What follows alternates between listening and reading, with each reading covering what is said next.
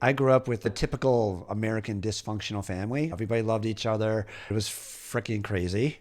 It was like living with Archie and Edith. It was a tough place to be. Like there was tons of laughter. Most of it was geared out at other people, but there was a lot of laughter in that house, and there was a lot of like heavy energy. I was trying to make people laugh all the time, and I felt scared with all what was going on. Had a rageaholic father who turned out to be amazing.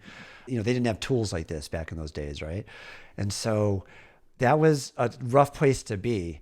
But what I got is that there was always laughter in that house. And eventually, as my parents aged, and both my parents are gone now, I just remember some of those last bits with them. It was so beautiful. We had a caretaker for my dad who my mom did not like. My mom was a codependent kind of, beautiful. She was just all about helping everybody and serving everybody else.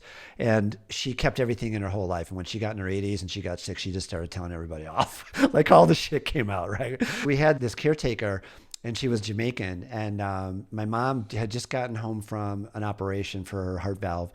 And I forgot the lady's name, but she goes out to the middle of the room and she's like, I went back home to Jamaica and I walked out into the ocean and I raised my hands and I said to God, oh, it's so beautiful. Thank you, God. And then my mom looks up from her food and goes, if I was you, I would have kept walking.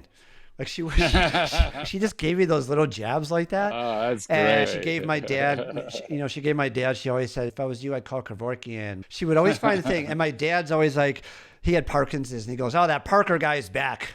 Damn it. So there was That's always great. laughter in the house. It's such an interesting perspective. You said something earlier when you were just talking about dysfunctional. Mm-hmm. Think about that. That's Yeah. another It's a label. It's label. I another just label. caught it. It's another label. Darn it. Who does function? And I want to tell you, the ones that allegedly function, Are the the worst. straight They're the straight on worst. families, Yeah. there's no laughter, there's no joy. They're so straight, they're so image conscious.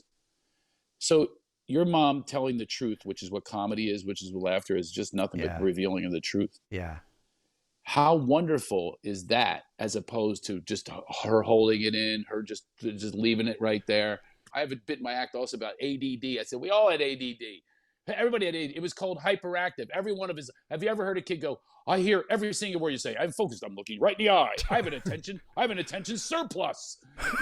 So we all have ADD. We all have deficit of ADD. This conversation, we've had ADD. We go this way, that way, this way, that way. Right. It's a natural progression of life. This is authentic. This is real. I love that.